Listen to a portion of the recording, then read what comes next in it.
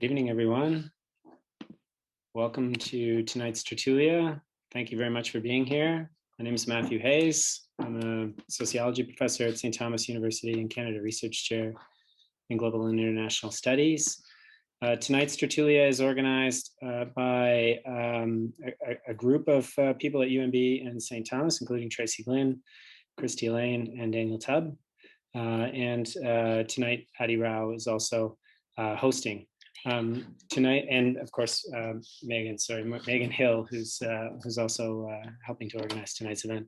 Tonight's Tertulia organizers are on unceded Wolastoqey territory, and we'd invite you to consider how the occupation of this territory over the last 250 years has helped shape unequal access to resources and space. Tonight's event is sponsored by the NB Media Co-op, the Raven Rural Action and Voices for the Environment, the Atlantic Regional Solidarity Network, and book publishers Fernwood, Between the Lines, Verso, and the Canadian Scholars Women's Press. Without further ado, tonight's Tertulia is being hosted by Adi Rao, who will introduce the speakers, and I will turn it over to him. Thank you. So we're good. Hi, everybody. It's such a pleasure to be asked to introduce our speakers and moderate this conversation tonight. My name is Aditya Rao. I'm a human rights lawyer and work in the labor movement here in New Brunswick. I'm especially excited about the topic tonight because social justice in our cities has been top of mind for many of us lately. I am, along with Tracy, Christy, Matthew, Tobin, and others on and off this call, a member of the New Brunswick Coalition for Tenants' Rights. We just released a municipal platform for what cities can do to protect tenants and further the right to adequate housing. We did this because cities in New Brunswick claim they can't do anything about housing. In fact, here in Fredericton alone, our mayor has said that homelessness is not a municipal issue. Our city council hemmed and hawed before granting, under many conditions, $900,000 to an affordable housing project. And just days later, they voted to deny a simple zoning amendment for an expansion of a drop-in center that would have provided supportive housing to homeless members of our community. Well, we think they're wrong, and so do about a couple dozen other cities in the country mentioned in our municipal platform. So it's actually especially great to see so many city council candidates who are on the call right now with us. We're also part of a local activist network called Solidarity Fredericton, which has been looking at police spending in cities. In Fredericton, the city spends over 1/5 of its budget on policing alone and almost no money until recently on housing. Our municipal police forces routinely stop and ask people for identification for no reason. And it'll come as no surprise to you that this practice, known as carding, has been shown to disproportionately target Indigenous and Black people in New Brunswick and across the country. Our municipal services also not infrequently share personal information with law enforcement. Sometimes this means sharing information about someone's immigration status when they're interacting with municipal police forces, or even when they're just trying to access emergency shelter or food banks. We know that this has resulted in the deportation and forced separation of families across this country. We're also just days away from a municipal election taking place across the province, or at least in most of the province. Some of our friends in some other parts of the province are of course not voting till May 25th. But this month, we will be electing municipal leaders who will determine whether and to what extent social justice will be a priority in their cities and municipalities. We're also on the cusp of a major municipal reform in New Brunswick, the Local Governance Reform Project. It points out that in New Brunswick, there are 104 local governments, 8 cities, 26 towns, 61 villages, 1 regional municipality, 8 rural communities, and 236 local service districts. The government wants to radically restructure and reform what municipalities look like in our province, and just today they announced public consultations on this subject. So tonight's conversation is incredibly timely and could not be more relevant to our current context. Our first speaker will be Rachel Bryant, who's speaking on the topic, Toward the Sharing of St. John, Reckoning with the City Charter. Rachel Bryant is a writer, researcher, and educator in Menahkwesk, known today as St. John. She will speak about how British settlers consolidated their interests in land ownership from the charter of the city of St. John as early as 1785 to the exclusion of Indigenous people with whom they promised to share. Her first book, The Homing Place, was shortlisted for the Atlantic Book Award for scholarly writing and awarded the New Brunswick Book Award for nonfiction. It's all yours, Rachel. Thank you so much. Let me see if I can share my screen.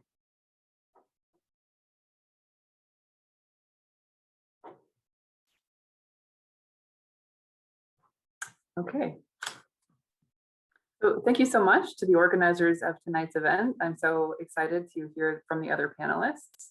Tonight, I am speaking about the St. John City Charter, which is a document through which my ancestors and maybe some of yours consolidated themselves and their ideas and their interests against unceded Wolastoqiyik, against their responsibilities to coexist with Indigenous people, and against the interests of their Wabanaki partners in treaty. And I'm interested in the charter because of what it says, but perhaps more fundamentally, what it represents. And my background is in literary history. And I want to mediate my discussion of the charter through a poem titled Another Poverty by the Mi'kmaq writer Shalin Jodrey. There is, of course, this long history in the Northeast of non-Indigenous people speaking for Indigenous people, of wanting to be both sides of any conversation or supposed relationship. So here's a Mi'kmaq woman turning those tables, speaking from the position of people with family histories like mine, saying, I settled land that was your territory, helped push you out, and thought nothing of it on your behalf. When you come creeping back, I call you intruder and give you signs I am not friendly to your kind. So there be no confusion, let me say this now, you are less than us, less person, less sophisticated, less spiritual. In my defense, I will tell you I have been taught this machine and work it automatic each day. I will tell you of the generations of the people who were wronged this way, and now I have forgotten shame. And tonight in my discussion of the charter, I want to be able to reference back to this idea of the machine I work automatic each day, upholding systems and structures that cast Wabanaki people as intruders in their own homelands. In my research, I'm exploring some of the ways in which my ancestors lived in relationship with Wabanaki people before the arrival of the Loyalists. And I really appreciate John Reed's work on the 1760s, where he shows that British hegemony had not been consolidated conclusively in Wolastoqiyik and Mi'kmaq before the arrival of the Loyalists. Even if the British were trying to consolidate their hegemony, this was still, as he puts it, debatable territory, which is part of why we see this negotiating of rights and responsibilities over the course of decades in the 18th century. These processes where the British continuously tried to assert themselves beyond what they could defend, and Wabanaki people sometimes pushed back quite hard. However, grudgingly then, the British lived in relationship with Wabanaki people until they didn't have to anymore, until they had sufficient numbers on the ground that would allow them to feel like they no longer had to share. And the St. John City Charter is emblematic of this shift in thinking and behavior in this part of Wolastoqiyik. In 1783, the first Loyalists flooded into this harbor, and in May of 1785, the city of St. John was chartered under the authority of George III through this now very famous process, the first common law municipal corporation in Canada, Canada's first incorporated city. And Thomas Carleton explained why the charter was needed a month later in a letter to the British Home Secretary. Essentially, he was afraid that all of these people who suddenly lived here, if left to their own devices, might create something, a new governance structure that wasn't British. And so he drafted a charter to secure the perfect obedience of the area inhabitants. And it was based on the plan of the city of New York when under His Majesty's government. And Thomas Carleton used templates from colonial New York frequently when he was setting up institutions and structures in New Brunswick, because this is how the English common law works. It's a system based on precedents. You build on precedents, you modify and you adapt them. And this is how English models of governance and society reproduce themselves in these kind of fundamental structural ways all over the world. But as you might expect, the relationship with Wabanaki people, the treaty relationship, is nowhere to be found in this charter. The so-called free men and inhabitants that are herein defined and granted rights have no responsibilities to Wabanaki people. Their responsibilities are to the perpetuation of this system into tomorrow. And here you see the Latin inscription on the front page, and this remains the city motto in St. John today, "O fortunate ones whose walls are now rising." And through the charter, we established those mythological walls that would enclose the city space and protect the rights and powers of all the fortunate ones within.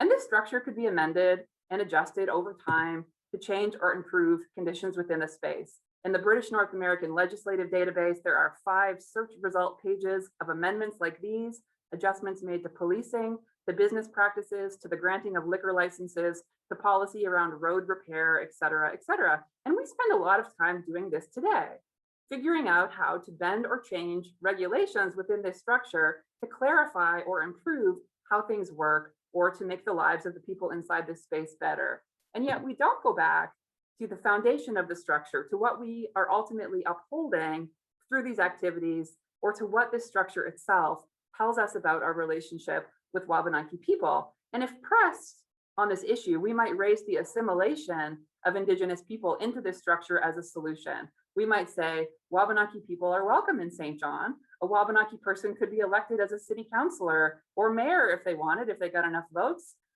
If they wanted access to the cruise ship economy, they could apply for a license just like anybody else. And yet this is not sharing, this is offering Wabanaki people a choice between exclusion and assimilation in their own homeland. And our defense might be that we don't think about it this way. We aren't taught to step outside of these walls and scrutinize the structures themselves. And maybe we don't know about the treaties or understand our relationships to them today, or how they remain so fundamental to this land. And to be clear, I am not above any of this. I am a law-abiding property owner in St. John, paying my taxes and my parking tickets and helping to uphold and consolidate this mythological grid of private property and municipal regulations against Wabanaki land in my day-to-day life too, because we collectively enforce this structure as the sole means of participation within this space. So we need to figure out how to reckon with this problem, because right now the treaty relationship isn't really on our collective radar at all in St. John. We don't think about the fact that through our consolidation of this structure, our very real responsibilities to share this space in the spirit of treaty have been perpetually deferred generation after generation. And in our defense, we were just born, or we just moved here from another municipal structure, maybe one that rhymes with this one, or we came here from someplace else and no one taught us about the treaties. And these were the systems that were in place here. And if they've been here for hundreds of years, then surely these systems are generally good and worth protecting. And so now we're working them. We're working these systems and making adjustments to try and make life better within this structure. And we sometimes speak with regret from within this structure about past wrongdoings. Maybe we formally acknowledge this is unceded Wolastoqiyik or Wabanaki territory, and yet we continue to work these systems without any sense of shame or understanding or self-awareness. And in my defense, I will tell you, I've been taught this machine and work it automatic each day. And of course, we can amend and improve this structure. We can work this machine against Wolastoqiyik in perpetuity, believing all the while that what we are doing is neutral or even noble. How could what we are doing not be noble? We are trying to make the roads safer for kids to bike to school. That is an objectively good thing to do. I want that for my kids too. Absolutely, I do. I want that too. But from another perspective, what we're doing is continuously reconsolidating a colonial structure against unceded Wolastoqiyik and against our promise to share. We do for us, our heirs and successors forever claim all the lands and waters thereto adjoining or running in by or through the city space, herein defined and enclosed. And there's a lengthy description of the vast amount of land around the river and harbor that's being claimed here. We displace Indigenous stewardship, replacing it on the land with ourselves. We appoint ourselves the conservators of the water in the river, harbor, and bay, granting ourselves the sole power of amending and improving the river, bay, and harbor.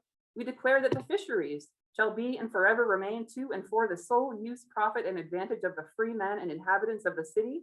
Although Wabanaki people, we well knew, had been fishing seasonally in the harbor for millennia, fishing rights are herein granted to the free men and inhabitants of the city to the total exclusion of all others under any pretense whatsoever. Any pretense whatsoever, that's pretty definitive. And so we enclose this land. We declare our rights and our privilege with respect to access and property and resources in very Lockean terms. We enumerate the laws that will bind the space together using a template from 17th century New York. And then we put ourselves in charge of arresting and punishing anyone who breaks our laws. And in our freeman oath, we promise to remain vigilant against anyone living among us who might challenge or seek to overthrow our charter. You shall know of no gatherings or conspiracies made against the king's peace, but shall inform the mayor thereof, so help you God. Oh, fortunate ones whose walls are now rising. But there's a lot of problems with this house we're building. And there's a lot of people outside of our walls who we are deliberately consolidating our power against because we're too afraid to share. And we can make amendments to this system over time. We can work this machine. For example, just because the original charter openly excluded Black people from participation in the city doesn't mean we have to do that forever once we realize we shouldn't be doing that. And so in 1849, an amendment was passed, and Section 20 of that act reads, any Black person or person of color may become a free citizen of St. John. And this is a good example of how problems are addressed within a structure like this. We said in 1785 that Black people couldn't be free citizens of St. John. We said they couldn't fish in the harbor and that they had to apply for special approval if they wanted to do business inside city limits. 64 years later, we're ready to amend those rules. Our walls are up, our machine is up and running now, so we can magnanimously declare that Black people can come in and join the fortunate ones who made all the rules and who have had a 64-year head start when it comes to establishing themselves, their businesses, and their families in this space. So there's no reckoning in this amendment. There's no willingness to relate to the structural exclusion of Black people, to understand the kind of social space and environment that a 6.5-decade exclusion of Black people might produce, or to make meaningful amends. And so Black people remain at a structural disadvantage. So this is how an exclusory system reasserts its norm and continues on into tomorrow in a way that doesn't undermine its own control over the space. And today we somehow remember this as though it absolved our ancestors of crimes that at the same time, Black people in New Brunswick have never been able to get meaningful satisfaction for. And if municipal leaders went to council next Monday, armed with the knowledge that there's something troubling about our motto, oh, fortunate ones whose walls are now rising, understanding that our walls were raised, at least in part, to keep Black and Indigenous people out, then we might draft a motion to get rid of the motto. You know, that's how we so often address perceived changes or perceived problems while ultimately protecting the integrity of our system. And that wouldn't be changing. That would just be covering our tracks. Rachel, so in my research, 5 minutes?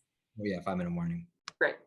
And so in my research, I'm trying to learn from the ways in which my ancestors lived in relationship with Wabanaki people before this, before the arrival of the Loyalists, a time when the colonial municipal structure did not represent the sole means of participation in this space, a time when we were far from perfect, but we used a different model for living here together. Before the arrival of the Loyalists, however grudgingly, the British lived in relationship with Wabanaki people, and we lived that way until we didn't have to anymore, until we had sufficient numbers on the ground that would allow us to proceed into tomorrow as though we no longer had to share. But we promised to share. And the treaty relationship was forgotten with the charter, and now we have to decide to remember it. And so how could the structure of our city be changed to facilitate and help us to remember the treaty relationship? And this is a conversation that we have to begin with our treaty partners, because Indigenous people are tired of settlers acting like we are both sides of every conversation. That's why Shaolin Jodri wrote that poem about us. The treaty relationship is a partnership. And we hear this from Wabanaki chiefs when GNB stumbles. We hear that we are not being good treaty partners. And being a partner is a lot of work. We put continuous work into the personal relationships that matter to us.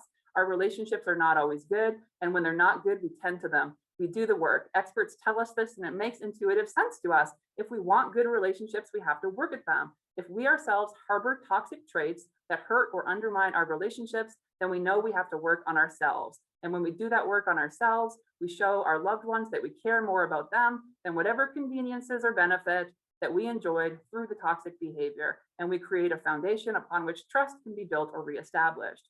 And being in a healthy partnership, it's a lot of work. It's also liberating and rewarding. You don't have to have all the answers. You just have to give up some control. You don't have to solve problems by yourself. You just have to share. And maybe your partner knows the answer to the problem you're struggling with. Daniel Paul wrote about this in his book years ago. He said non-Indigenous people today are trying to reinvent the wheel in many cases, struggling within the confines of these Western structures that we have imposed against the land to find answers that are already present in Wabanaki social, political, and cultural structures.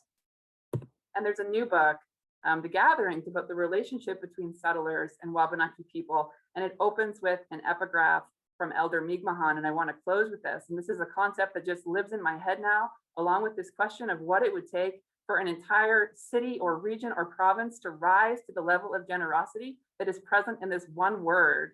After all of the ways in which we have forgotten our promises to Wabanaki people, Mi'kmaq says there's a word in Mi'kmaq. We might translate it in English as forgiveness, but it means we return to that original place and let's start again. Thank you so much for inviting me to be here. Wow, thank you so much, Rachel. What an incredibly engaging and powerful contribution to this discussion already. There are so many things to unpack there, starting, of course, not least with the relationship we have with our own communities and the fraught history that these relationships have been based on. But you reminded me of a conversation that took place last year when here in Fredericton, when the NBX lands were up for, there was a consultation going on for the NBX lands and New Brunswick Expo lands, and the Wasta Ground Council made a point to say, and I quote from the NB Media Co-op article covering it, "We are not simply stakeholders to be engaged." And I think one of the things that has been lost in our conversation about our nation-to-nation relationship is understanding where municipalities and our cities really fit into that conversation. Thank you so much for that incredible start to this evening. This panel, Social Justice and the City in New Brunswick, held on May 5th, 2021, was organized by Tertulias Fredericton as part of the city's edition and was supported by the Canada Research Chair in Global and International Studies and the NB Media Co-op.